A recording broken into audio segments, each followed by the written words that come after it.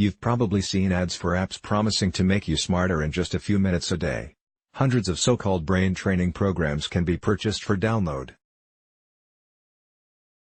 These simple games are designed to challenge mental abilities, with the ultimate goal of improving the performance of important everyday tasks. But can just clicking away at animations of swimming fish or flashed street signs on your phone really help you improve the way your brain functions? Two large groups of scientists and mental health practitioners published consensus statements, months apart in 2014, on the effectiveness of these kinds of brain games. Both included people with years of research experience and expertise in cognition, learning, skill acquisition, neuroscience and dementia. Both groups considered the same body of evidence available at the time, yet, they issued exactly opposite statements. One concluded that there is little evidence that playing brain games improves underlying broad cognitive abilities, or that it enables one to better navigate a complex realm of everyday life. The other argued that a substantial and growing body of evidence shows that certain cognitive training regimens can significantly improve cognitive function, including in ways that generalize to everyday life. These two competing contradictory statements highlight a deep disagreement among experts, and a fundamental dispute over what counts as convincing evidence for something to be true. Then, in 2016, the U.S. Federal Trade Commission entered into the fray with a series of rulings, including a $50 million judgment, later reduced to $2 million, against one of the most heavily advertised brain training packages on the market. The FTC concluded that Lumos Labs' advertisements, touting the ability of its Lumosity brain training program to improve consumers' cognition, boost their performance at school and work, protect them against Alzheimer's disease and help treat symptoms of ADHD, were not grounded in evidence. What does clicking away on a laptop really improve? Shutterstock.com. In light of conflicting claims in scientific statements, advertisements and government rulings, what are consumers supposed to believe? Is it worth your time and money to invest in brain training? What types of benefits, if any, can you expect? Or would your time be better spent doing something else? I'm a cognitive scientist and member of Florida State University's Institute for Successful Longevity. I have studied cognition, human performance and the effects of different types of training for nearly 2 decades. I've conducted laboratory studies that have directly put to the test the ideas that are the foundation of the claims made by brain training companies. Based on these experiences, my optimistic answer to the question of whether brain training is worth it would be we just don't know. But the actual answer may very well be no. How well does research measure improvements? My colleagues and I have argued that most of the pertinent studies fall far short of being able to provide definitive evidence either way. Some of these problems are statistical in nature. Brain training studies often look at its effect on multiple cognitive tests, of attention, memory, reasoning ability and so on, over time. This strategy makes sense in order to uncover the breadth of potential gains. But, for every test administered, there's a chance that scores will improve just by chance alone. The more tests administered, the greater the chance that researchers will see at least one false alarm. Brain training studies that include many tests and then report only 1 or 2 significant results cannot be trusted unless they control for the number of tests being administered. Unfortunately, many studies do not, calling their findings into question. Picking the one task that she improved on out of many casts doubt on the study's validity. Devisa/Shutterstock.com. Another design problem has to do with inadequate control groups. To claim that a treatment had an effect, the group receiving the treatment needs to be compared to a group that does not. It's possible, for example, that people receiving brain training improve on an assessment test just because they've already taken it, before and then again after training. Since the control group also takes the test twice, cognitive improvements based on practice effects can be ruled out. Many studies that have been used to support the effectiveness of brain training have compared the effect of brain training to a control group that did nothing.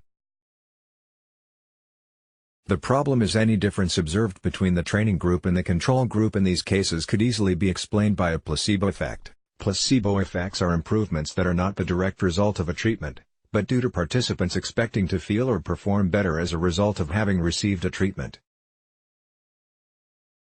This is an important concern in any intervention study, whether aimed at understanding the effect of a new drug or a new brain training product. Researchers now realize that doing something generates a greater expectation of improvement than doing nothing. Recognition of the likelihood for a placebo effect is shifting standards for testing the effectiveness of brain games. Now studies are much more likely to use an active control group made up of participants who perform some alternative non-brain training activity, rather than doing nothing. Still, these active controls don't go far enough to control for expectations.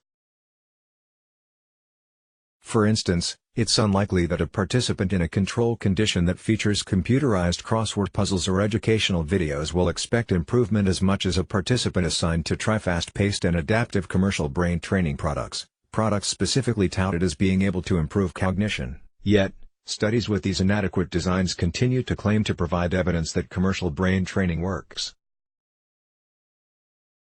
It remains rare for studies to measure expectations in order to help understand and counteract potential placebo effects. Participants in our studies do develop expectations based on their training condition, and are especially optimistic regarding the effects of brain training.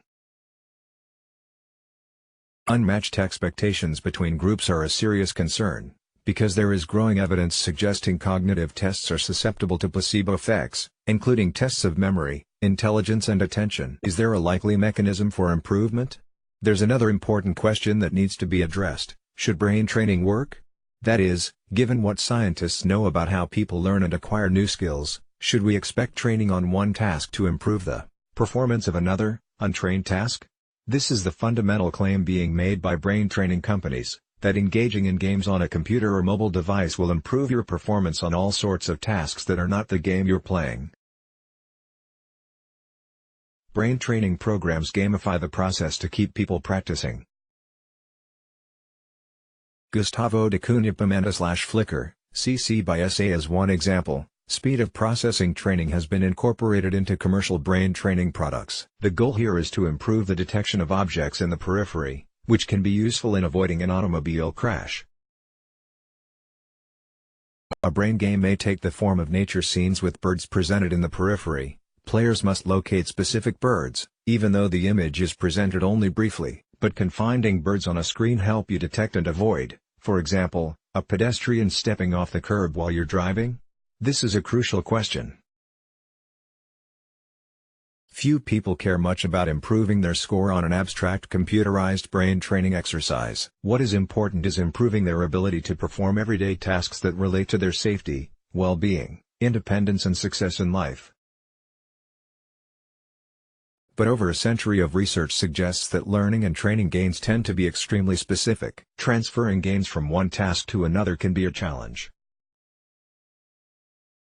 Consider the individual known as SF, who was able, with extended practice, to improve his memory for numbers from 7 to 79 digits. After training, he was able to hear a list of 79 randomly generated digits and immediately repeat this list of numbers back, perfectly, without delay.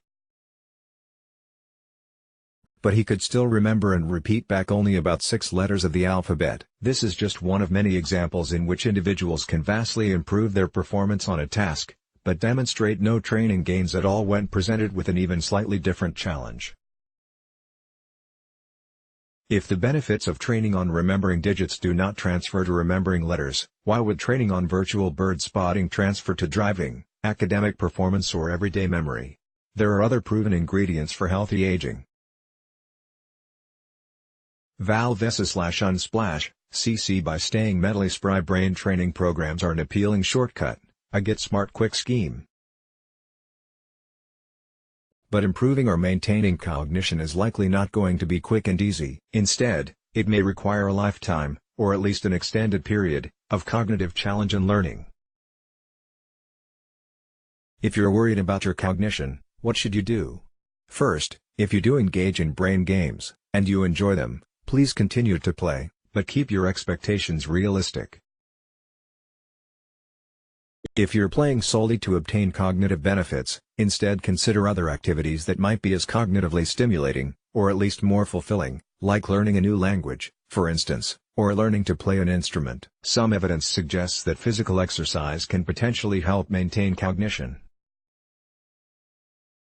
Even if exercise had no effect on cognition at all, it has clear benefits to physical health, so why not move your body a bit? The most important lesson from the literature on training is this: if you want to improve your performance on a task that's important to you, practice that task. Playing brain games may only make you better at playing brain games. Let's block ads. Why?